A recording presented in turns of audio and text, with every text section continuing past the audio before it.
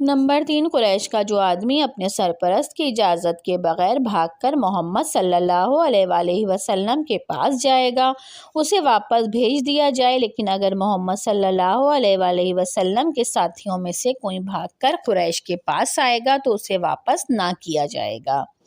Number 4، فریقین میں کتنی مدت تک جنگ نہ کرنے اور اس معاہدے پر قائم رکھنے کی بات طے ہوئی، اس پر مورخین میں اختلاف ہے۔ بعض مورخ اس کی مدت 2 سال اور بعض 10 سال بتاتے ہیں۔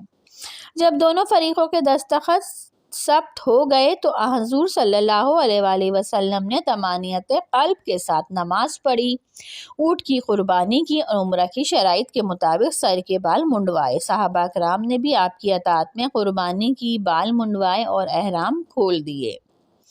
صلح حدیبیہ کی اہمیت، مصلحت اور حکمت۔ صلح حدیبیہ بظاہر کفار مکہ کی برتری معلوم ہوتی ہے، مگر اس سے انسان کامل کا حصول امن کے لیے کوشش کرنا بھی نظر آتا ہے۔ آپ صلی اللہ علیہ وآلہ وسلم نے وقتی طور پر قریش مکہ کی بات مان کر جنگ سے احتراز کیا۔ صلح حدیبیہ میں مسلمانوں کے لیے یہ سبق بھی پوشیدہ تھا کہ حق پر ہونے اور بہتر حالات ہونے کے باوجود مذاکرات، صلح اور امن سے بھی بعض اوقات وہ کچھ حاصل ہو سکتا ہے جو جنگ و جدل سے ممکن نہیں۔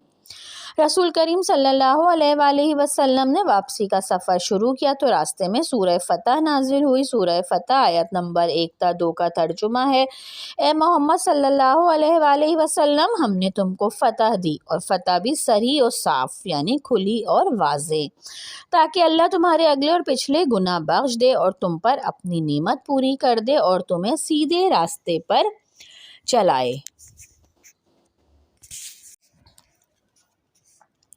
اہل مکہ کو خبر ہوئی کہ مسلمان قریب پہنچ گئے ہیں اور عمرہ کے ارادے سے آئے ہیں، تو مشرکین گھروں سے نکل کر جبل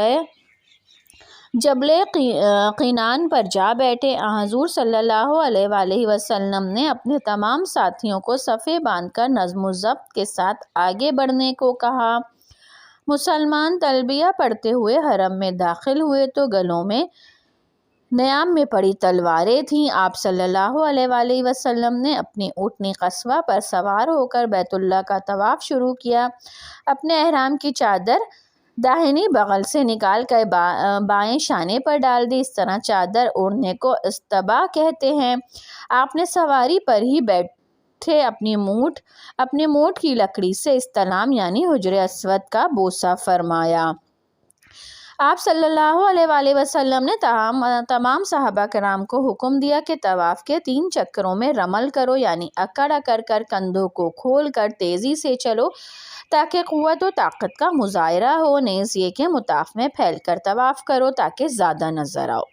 جب طواف کے 7 چکر پورے ہو گئے تو آپ کے پاس حضرت جبرائیل علیہ السلام وحی لے کر آئے اور اللہ کا حکم فرمایا۔ سورۃ البقرہ آیت نمبر 125 کا ترجمہ ہے: جس مقام پر ابراہیم کھڑے ہوئے تھے اس کو نماز کی جگہ بنا لو۔ حکم الہی کی تعمیل میں آپ نے مقام ابراہیم پر 2 رکعت نماز ادا فرمائی، پھر صفا و مروہ کے درمیان سعی کے لیے تشریف لے گئے۔ ارکان عمرہ سے فارغ ہو کر مروہ پر اونٹ قربان کیے۔ آپ صلی اللہ علیہ وآلہ وسلم نے مکہ میں کسی مکان میں قیام نہیں فرمایا۔ آپ صلی اللہ علیہ وآلہ وسلم کے لیے ریتیلی زمین پر چمڑے کا خیمہ نصب کیا گیا اور آپ صلی اللہ علیہ وآلہ وسلم نے یہیں قیام فرمایا۔ صیفہ عہد میں مکہ میں 3 دن سے زیادہ قیام نہیں فرمایا۔ 3 دن کے اندر تمام صحابہ کرام نے عمرہ ادا۔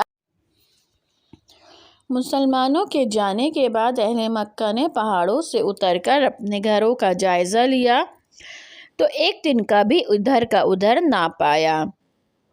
3 دن تک قیام کے باوجود کسی چیز کو ذرہ برابر بھی نقصان نہیں پہنچا تھا۔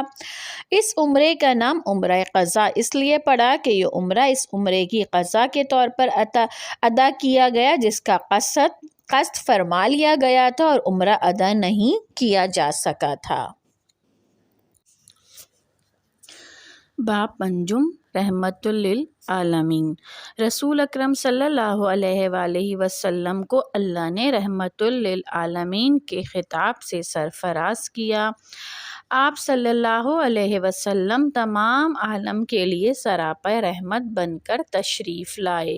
رسول کریم نے فتح مکہ کے وقت جس رحمدلی عفو درگزر سے کام لیا وہ صرف انسان کامل کا ہی خاصہ ہے۔ اہل قریش نے ساری زندگی آپ کو جس اذیت سے دوچار کیا، مسلمانوں پر ظلم و ستم کی انتہا کی، مگر جب وہ مغلوب ہو کر سر جھکائے منتظر کھڑے تھے کہ ان کے ساتھ نہ جانے کیا سلوک کیا جائے گا، اس وقت حضرت صلی اللہ علیہ وآلہ وسلم نے ایسی رحمدلی کا مظاہرہ کیا جس کی نظیر انسانی تاریخ میں کہیں نہیں ملتی۔ صلح حدیبیہ کی عہد شکنی۔ معاہدہ حدیبیہ میں طے پایا تھا کہ جو قبیلہ حضرت محمد صلی اللہ علیہ وسلم کے عہد و پیما میں داخل ہونا چاہے داخل ہو سکتا ہے، اور جو قریش کے عہد و پیما میں داخل ہونا چاہے ہو سکتا ہے۔ اس کے مطابق بنو قزا رسول صلی اللہ علیہ وآلہ وسلم کے عہد و پیما میں داخل ہو کر ان کے فریق بن گئے، اور بنی بکر قریش کے فریق بن گئے۔ ان دونوں قبائل کی آپس میں پرانی عداوت تھی۔ بنی بکر نے بنو قزا پر جو ایک چشمے پر خیمہ زن تھے رات کی تاریکی پر حملہ کر دیا اور ان کے کئی افراد مار گرائے۔ بنو قزا کا سردار مدینے پہنچا۔ نبی کریم صلی اللہ علیہ وآلہ وسلم نے بنو بکر کی اس حرکت پر افسوس کا اظہار کیا اور بنی قزا کو اپنی آنت کا اطمینان دلایا۔ آپ صلی اللہ علیہ وآلہ وسلم نے قریش کے پاس ایلچی بھیجا اور 3 شرطیں پیش کیں، جس میں سے پہلی شرط تھی قزا کے مقتولین کی دیت یعنی خون بہا ادا کیا جائے گا۔ نمبر 2، قریش بنو بکر اور ان کے دیگر ساتھیوں کی حمایت سے علیحدہ ہو جائیں۔ نمبر 3، صلح حدیبیہ کی تنسیخ کا اعلان کر دیا جائے۔ قریش خود عہد شکنی کے عادی تھے، لہٰذا انہوں نے معاہدہ حدیبیہ کی تنسیخ کا اعلان کر دیا۔ اس صورتحال میں حضور صلی اللہ علیہ وآلہ وسلم نے مسلمانوں کو منظم کرنا شروع کر دیا اور کسی کو اپنے منزل مقصود سے آگاہ نہیں کیا۔ رمضان سن 8 ہجری میں آپ صلی اللہ علیہ وآلہ وسلم نے مکہ کی جانب سفر کا آغاز کیا اور دعا فرمائی کہ اے اللہ، کفار ہمارے آنے سے بے خبر رہیں اور ہم اچانک ان کے قریب پہنچ جائیں۔ فتح مکہ سن 8 ہجری۔ مکہ کے قریب پہنچ کر حضور صلی اللہ علیہ وآلہ وسلم نے ارشاد فرمایا کہ مکہ کے سامنے وادی کہات میں پھیل کر خیمے لگائے جائیں، اور عام طور پر ایک خیمے والے ایک الاؤ روشن کرتے تھے۔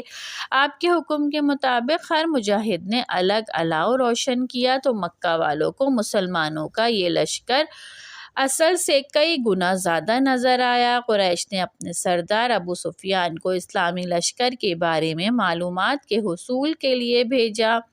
ابو سفیان کی ملاقات حضرت عباس رضی اللہ تعالیٰ عنہ سے ہوئی تو حضرت عباس نے اسے اپنے خچر پر بٹھا لیا اور اس کا رخ اسلامی لشکر کی طرف کر دیا۔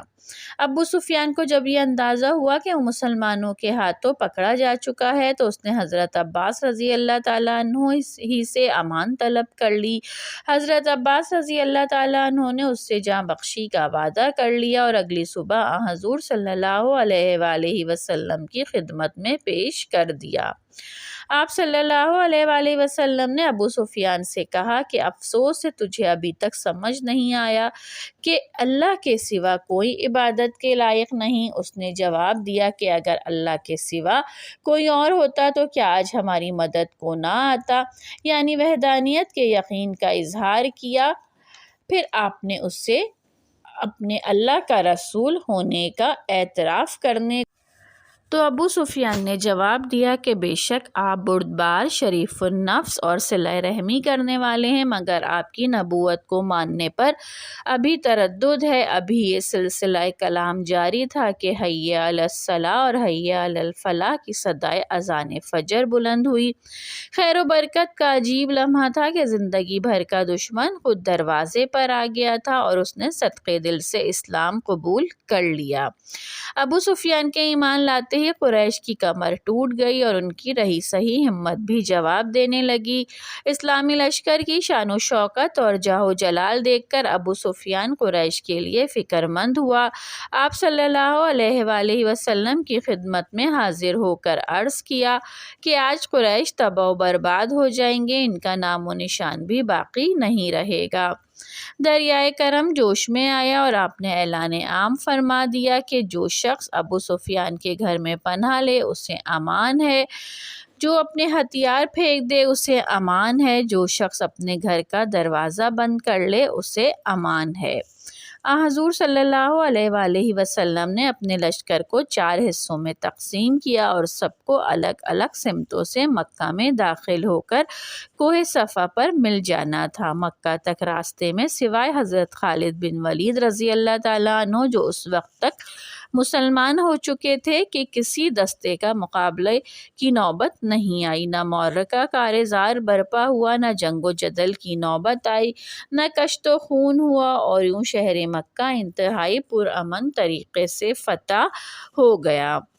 فتح مکہ اسلام کے فلسفہ امن و سلامتی کا نقطہ آغاز تھا۔ آپ صلی اللہ علیہ وآلہ وسلم نے فرمایا، آج کعبے کی تعظیم کا دن ہے، آج کا دن تو لطف و کرم کا دن ہے، عفو و درگزر کا دن ہے، عطا اور بخشش کا دن ہے۔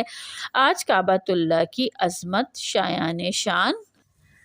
پھر اہل زمین نے دیکھا کہ اللہ کے رسول کس شان سے مکہ مکرمہ میں داخل ہوئے، جہاں سے وہ بے سر و سامانی کی حالت میں چھپ کر نکلے تھے۔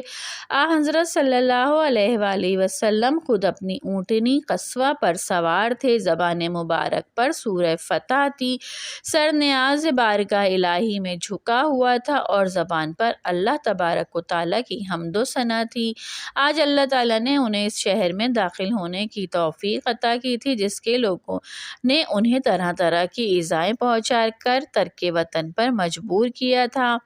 آپ صلی اللہ علیہ وآلہ وسلم خانہ کعبہ تک تشریف لے گئے اور قصوہ پر بیٹھے بیٹھے ہی خانہ کعبہ کا 7 بار طواف کیا۔ یہ طواف کعبہ کے دوران حجر اسود کو اپنے عصا سے 7 بار چھوا۔ تاجدار حرم اس انوکھی شان سے حرم میں داخل ہوئے کہ جس کی نظیر تاریخ عالم میں نہیں ملتی اور نہ قیامت تک مل سکے گی۔ فاتح مکہ کا انداز فاتحانہ حیرت انگیز مثال قائم کر گیا۔ نہ مرصع تاج و زیب و سر، نہ زر و جواہر سے مزین لباس زیب تن، نہ پیچھے چھوڑے گئے مفتوحین کی کھوپڑیوں کے مینار، نہ شکست خوردہ اقوام کے زنجیروں میں جکڑے غلام قطار اندر قطار۔ زبان مبارک پر اللہ کی حمد و ثنا، دل جذبات شکر سے لبریز، سر نیاز اپنے رب ذوالجلال کے حضور خم اور اس وحدہ لا شریک کے سامنے آپ کجاوے کی پٹی پر ہی سجدہ ریز تھے۔ سامنے ان دشمنوں کا ہجوم تھا جو لب بستہ اپنے انجام کے خوف سے لرزہ بر اندام تھے اور حیرت سے آپ کو دیکھ رہے تھے۔ آپ مسجد حرام میں داخل ہوئے تو دیکھا کہ بیت اللہ کے گرد اس کی چھت پر 360 بت نصب ہیں۔ آپ اپنے عصا یا کمان سے ان بتوں کو ضرب لگاتے اور کہتے جاتے۔ سورہ بنی اسرائیل آیت نمبر 81 کا ترجمہ ہے، کہہ دو کہ حق آ گیا اور باطل مٹ گیا، بے شک باطل مٹنے والا۔ آپ کی ضرب سے بت چہروں کے بل گرتے تھے۔ پھر کلید کعبہ کے متولی عثمان بن طلحہ کو بلا کر کعبے کا دروازہ کھلوایا اور اندر تشریف لے گئے۔ وہاں حضرت ابراہیم علیہ السلام، حضرت اسماعیل علیہ السلام اور فرشتوں کی بھی تصویریں رکھی تھیں۔ آپ صلی اللہ علیہ وآلہ وسلم کے حکم سے تصویریں ہٹا دی گئیں۔ ایک روایت کے مطابق آپ نے پہلے خانہ کعبہ کی تطہیر کے لیے حضرت عمر رضی اللہ تعالیٰ عنہ اور حضرت عثمان رضی اللہ تعالیٰ عنہ بن طلحہ سے کہہ کر آب زمزم سے خانہ کعبہ کو اندر سے دھلوایا۔ آپ نے وہاں نماز پڑھی، بیت اللہ کے اندرونی حصے کا چکر لگایا، ہر گوشے میں تکبیر و توحید کے کلمات کہے، پھر باہر تشریف لائے تو دیکھا قریش سے مسجد حرام بھری ہوئی ہے اور وہ اپنی قسمت کا فیصلہ سننے کے منتظر ہیں۔ عفو و درگزر۔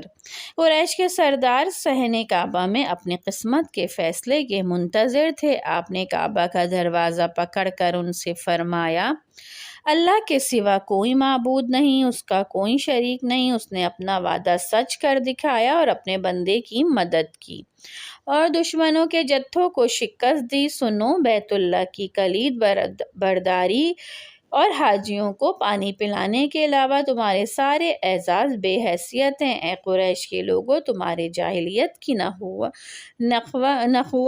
غرور اور نسب کے تفاخر کو خاک میں ملا دیا گیا۔ سارے لوگ آدم ہیں اور آدم مٹی سے بنے تھے۔ اس کے بعد آپ نے قرآن کریم کی آیت تلاوت فرمائی جس کا ترجمہ ہے، سورۃ الحجرات آیت نمبر 13 کا ترجمہ ہے، اے لوگوں، ہم نے تمہیں ایک مرد اور ایک عورت سے پیدا کیا اور تمہیں قوموں اور قبیلوں میں بانٹ دیا تاکہ تم ایک دوسرے کو پہچان سکو۔ تم میں اللہ کے نزدیک سب سے زیادہ باعزت وہی ہے جو سب سے زیادہ متقی ہو، بے شک اللہ جاننے والا، خبر رکھنے والا ہے۔ اس کے بعد آپ نے قریش سے پوچھا، تمہارا کیا خیال ہے، میں تمہارے ساتھ کیا سلوک کرنے والا ہوں؟ آپ کا یہ فرمانا تھا کہ سب دم بخود رہ گئے، ایک ہیبت ناک خاموشی چھا گئی۔ کیسے کیسے صفاق، ظالم و جابر تھے جو آج بحیثیت مجرم سر جھکائے کھڑے تھے۔ راستوں میں کانٹے بچھانے والے، شعب ابی طالب میں دانے دانے کو ترسانے والے، قتل کے ناپاک منصوبے والے، جتھے بنا کر مدینہ پر حملہ کرنے والے سب موجود تھے اور اپنی سزا کا اعلان سننے کے منتظر تھے۔ آپ کے استفسار پر قریش نے کہا، آپ شریف النفس ہیں اور ہمارے شریف النفس بھائی کے فرزند ہیں، ہمیں آپ سے خیر ہی کی توقع ہے۔ یہ جواب سن کر آپ صلی اللہ علیہ وآلہ وسلم نے فرمایا کہ میں بھی تمہارے ساتھ وہی سلوک کرنے والا ہوں جو حضرت یوسف علیہ السلام نے اپنے بھائیوں کے ساتھ کیا تھا۔ سورہ یوسف آیت نمبر 92 کا ترجمہ ہے، آج تم سب آزاد ہو، آج تم پر کوئی داروگیر نہیں، اللہ تعالیٰ بھی تمہیں معاف فرمائے، وہ سب سے بڑھ کر رحم کرنے والا ہے۔ اس کے بعد رسول اللہ صلی اللہ علیہ وآلہ وسلم مسجد حرام میں بیٹھ گئے اور مزید فرمایا کہ آئندہ کے لیے نہ کوئی قول و قرار ہے، نہ حال کے لیے کوئی شرط اور نہ ماضی کی غلطیوں کا کوئی مواخذہ۔ عفو درگزر کا یہ عالم دیکھ کر کفار کے دل خود بخود مسخر ہونے لگے اور وہ جوق و در جوق بیعت کے لیے بڑھنے اور آستانہ رسالت پر جھکنے لگے۔ قریش نے درخواست کی حجاج کرام کو پانی پلانے کا شرف ان کے پاس رہنے دیا جائے۔ چنانچہ آپ نے پانی پلانے کا شرف اور کلید کعبہ کی امانت داری ان کے پاس رہنے دی۔ آپ نے خود خانہ کعبہ کی کنجی عثمان بن طلحہ کے حوالے کی اور کہا کہ یہ ہمیشہ کے لیے تم لوگوں کے حوالے ہے، اللہ نے تمہیں اپنے گھر کا امین بنایا ہے اور یہ کنجی ابھی تک انہی کے خاندان کے پاس ہے، کیونکہ آپ نے جو شرف اللہ کی مرضی سے انہیں عطا فرمایا اسے صدیوں سے کوئی نہیں بدل سکا۔ پھر آپ صلی اللہ علیہ وآلہ وسلم نے حضرت بلال رضی اللہ تعالیٰ عنہ کو حکم دیا کہ کعبہ کی چھت پر چڑھ کر اذان دیں۔ یہ اعزاز حبشی غلام کے حصے میں آیا جو مکہ میں لا کر بیچا گیا تھا، جس کا نہ حسب نسب معلوم تھا، نہ رنگ و نسل باعث افتخار تھا، نہ مرتبہ و حیثیت میں کوئی بڑائی تھی۔ روایت ہے کہ ایک جگہ چند نوجوان اذان کا تمسخر اڑا رہے تھے۔ آپ نے انہیں بلایا اور پوچھا کہ تم میں سے کس کی آواز بلند ہے؟ سب نے ایک نوجوان ابو محذورہ اجمی کی طرف اشارہ کیا۔ آپ نے انہیں روک لیا، اپنے ابو محذورہ کو ایک ایک کلمہ اذان پڑھانا شروع کیا اور اپنا ہاتھ ان کے سر پر رکھ کر کہا کہ آج سے مسجد حرام میں اذان تم ہی دیا کرو گے۔ ان کا یہ بیان ہے کہ ان کے مخالفانہ جذبات ایمان اور محبت اسلام میں بدل گئے اور وہ زندگی بھر اس سایہ رحمت میں آ جانے پر نازا رہے اور اللہ کا شکر کرتے رہے۔ حضور صلی اللہ علیہ وآلہ وسلم ام ہانی بنت ابی طالب کے گھر تشریف لے گئے، وہاں غسل فرمایا اور انہی کے گھر میں 8 رکعت نماز پڑھی۔ یہ فتح کے شکرانے کی نماز تھی۔ حضور صلی اللہ علیہ وآلہ وسلم واپس کعبۃ اللہ تشریف لائے اور ظہر کی نماز ادا کی۔